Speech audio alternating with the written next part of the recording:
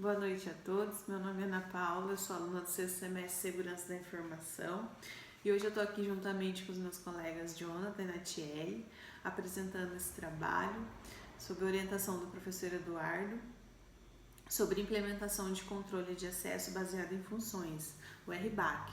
E nós utilizamos a plataforma da Microsoft Azure, que foi disponibilizada a nós como alunos da FATEC de forma gratuita. Então, para começar, eu vou falar um pouco sobre o controle de acesso, né? O aumento do fluxo nas empresas se tornou cada vez mais necessário monitorar os ambientes. Então, o controle de acesso ele é uma forma de gestão e fiscalização de entrada e saída. Ele é composto pelos processos de autenticação, autorização e auditoria, apontando quem pode ter acesso às informações e fazer uso dos recursos da empresa, garantindo assim a segurança dos ativos, o sigilo dos dados e a integridade do patrimônio. Para Emerson, o usuário só precisa possuir atribuído a ele o acesso necessário para realizar apenas as suas tarefas, impossibilitando assim o acesso às informações que não são pertinentes a ele. A gente vai tratar nesse trabalho sobre o controle de acesso baseado em função, ou RBAC, né, como vai ser tratado aqui nesse trabalho, onde ele atribui permissões aos usuários de acordo com a sua função. Com ele é possível gerenciar as ações que serão executadas e quem irá executá-las. O RBAC ele é um modelo que monitora o acesso das informações de acordo com a função do usuário, que vai acessá-lo. O acesso ele é liberado conforme o nível de autorização dessa função e não diretamente ao sujeito. No geral, ele vai se tratar de uma ferramenta para controle de acesso a computadores ou redes baseadas nas funções de usuário. Para a configuração de um sistema de acesso, é preciso levar em consideração principalmente quem precisa realmente deste controle. Ele contribui para a potencialização do serviço operacional de uma organização, vai preservar os dados, vai diminuir o risco de roubo e até mesmo os vazamentos. Afinal de contas, os usuários só terão acesso àquilo que for atribuído a eles. E quando tentar acessar qualquer outra informação ou recurso dentro da plataforma, o acesso vai ser negado, o que vai garantir a proteção dos dados. A maneira de controlar o acesso aos recursos usando o RBAC do Azure é criar atribuições de função. Esse é um conceito fundamental que deve ser entendido como as permissões são aplicadas. Uma atribuição de função consiste em 3 elementos: entidade de segurança, definição de função e o escopo. A entidade de segurança uma identidade de segurança, ela vai representar um usuário, um grupo, entidade de serviço ou uma identidade gerenciada, que vai sempre estar solicitando o acesso aos recursos da plataforma. Pode ser atribuída uma função a qualquer uma dessas entidades de segurança. O usuário vai ser aquele que possui um perfil no diretório do Azure.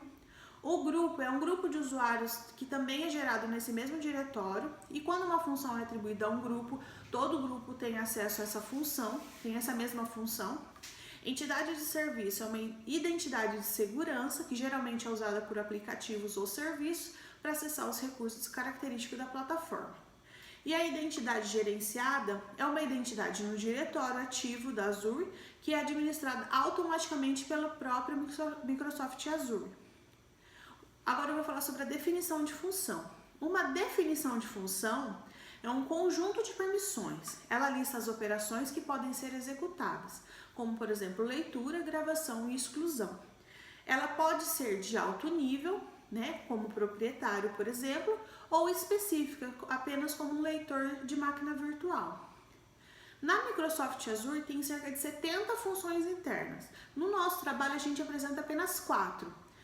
Proprietário, que é aquele que tem acesso total aos recursos, né, e pode oferecer acesso a outros usuários. O colaborador, que é quem gerencia todos os tipos de recursos, mas não permite que os outros usuários tenham acesso. O leitor, que é quem executa a operação de leitura e exibe os recursos existentes da Microsoft Azure. E o administrador de acesso do usuário, que é quem administra o acesso dos usuários no serviço da plataforma. E por último, né, na minha fala, eu vou falar sobre a função personalizada. O que é essa função personalizada?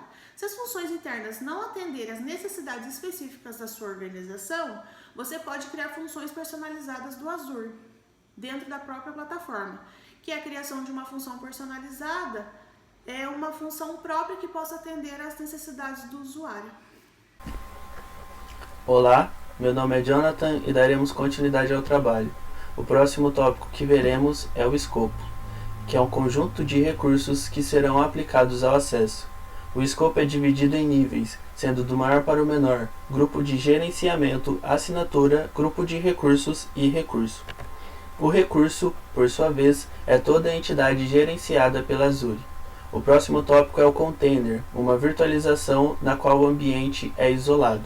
Nesse trabalho utilizaremos o container da Microsoft Azure, pela sua acessibilidade e simplicidade. Para validar as funções e o acesso dos usuários, nesse container colocaremos arquivos blobs, que podem ser imagens, arquivos HTML e etc. E por fim, a atribuição de função é um método de vincular uma definição de função a um usuário, dando a ele acesso ou retirando. Em metodologia, é importante dizer que essa pesquisa é descritiva, visando falar sobre o RBAC e suas peculiaridades. O objetivo é experimental, implementando o RBAC na plataforma da Microsoft Azure com acesso à assinatura dos alunos da FATEC Ourinhos. A ferramenta de pesquisa foi a plataforma da Microsoft Azure, uma plataforma em nuvem cheia de recursos, como redes virtuais, máquinas virtuais e etc.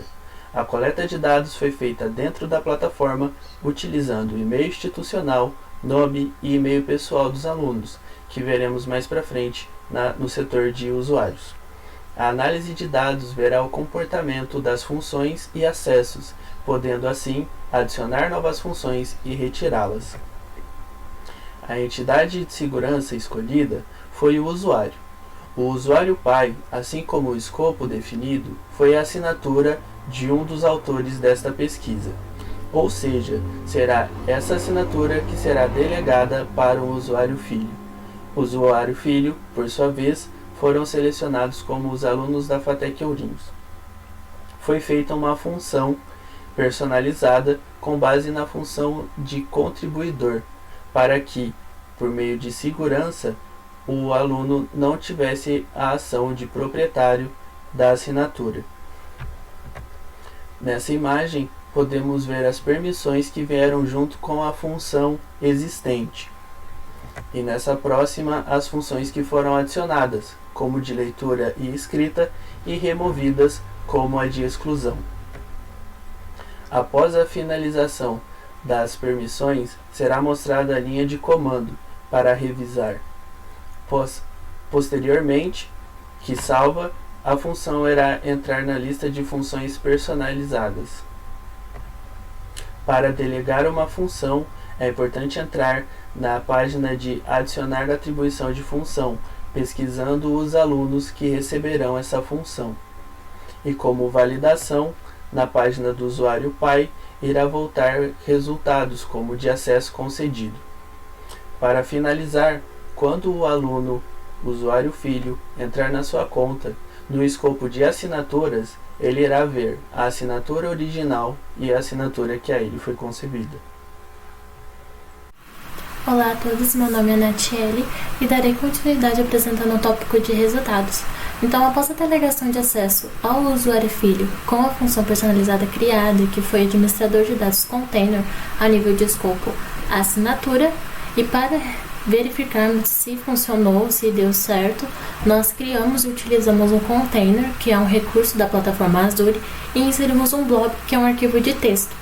Então, após o usuário filho acessar, ele teve ali livre acesso para realizações como download, atualização da pasta de blog, uma visualização dos dados, sendo assim o nosso resultado positivo. Porém, foi realizado um refinamento das permissões na função personalizada.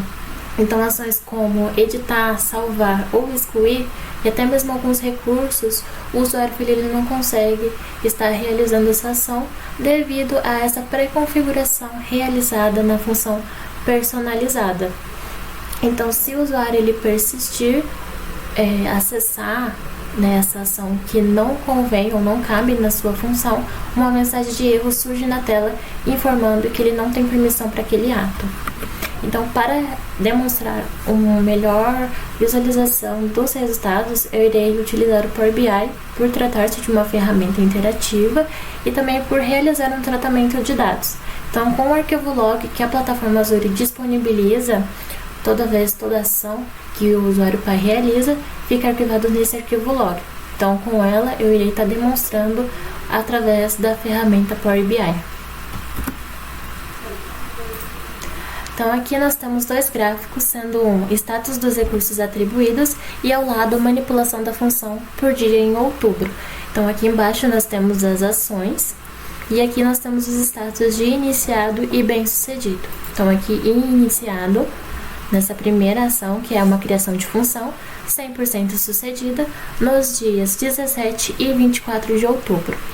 Ao lado aqui, bem-sucedido, ela foi 100% bem-sucedida também nos dias 17 e 24 de outubro. Ao lado, nós temos uma listagem das chaves da conta de armazenamento. Então, ela foi 100% iniciada no dia 17 de outubro e foi também 100% sucedida no dia 17 de outubro também. Ao lado, temos ali uma exclusão de função. Então, ela foi 100% iniciada nos dias 17 e 27 de outubro e 100% sucedida nos dias 17 e 27 de outubro também. Ao lado, nós temos uma criação ou atualização de uma função, no caso foi a nossa função personalizada, 100% iniciada no dia 24 de outubro e 100% sucedida no dia 24 de outubro também. Ao lado, temos ali a inserção do blob no container. Então, ela foi 100% iniciada no dia 17 de outubro e foi bem sucedida no dia 17 de outubro também. Então, aqui, como conclusão do nosso trabalho, a gente considera que a plataforma Azure, ela coincide com os objetivos do nosso trabalho por tratar-se de uma ferramenta interativa e que dá também uma autonomia ao utilitário, ali dependendo da necessidade da organização. Então, como trabalhos futuros, a gente recomendamos uma exploração nos outros níveis de escopos que a plataforma oferece, também uma exploração na gama de recursos que a plataforma oferece, além de aumentar o número de usuários filhos para ter uma melhor visualização desses tratamentos de dados. Então, quem sabe até considerar a substituição desses softwares de virtualização tradicionais, como o VMware ou VirtualBox, pelas máquinas virtuais da plataforma Azure, por tratar-se ali de um serviço em nuvem. Então, sendo assim, eu encerro a nossa apresentação e muito obrigado pela atenção de todos.